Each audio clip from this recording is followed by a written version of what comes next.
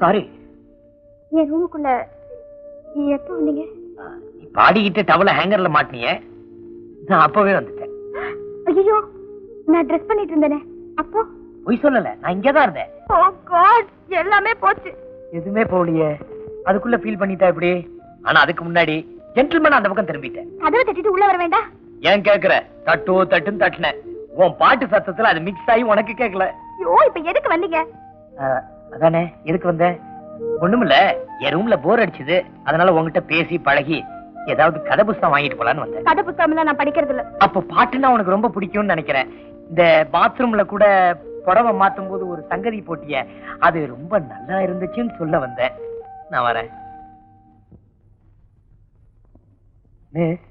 இனிமே குளிக்கும் போது கதவை லாக் பண்ணிட்டு குளி. ஏன்னா என்ன மாதிரி ஜென்டில்மேனுக்கும் மனசு கசமுச ஆயிடுது.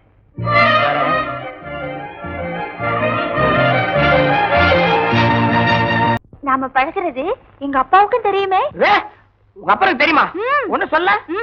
எங்க அப்பா தான் சொன்னாரு, பையன் நல்ல வசதியான பையன், விட்டுடாதேன்னு. உங்க அப்பனுக்கு நல்ல பிசினஸ் மைண்ட். பரவாயில்ல, சமயத்துல அவன் கூட நல்லவனா இருக்கான். உங்க அம்மா அவனை வஞ்சனை இல்லாம வளர்த்து விட்டுருக்கா. நேரமாகுது, நான் வரேன். Sweet dream. ஸ்வீட் ட்ரீம்ஸா? இந்த பங்களால அது வரணுமே. என்னது? நீ போயிட்டீன்னா தூக்கமே வராது. அப்புறம் எது ஸ்வீட் ஆகுது ட்ரீம்ஸ் ஆகுது?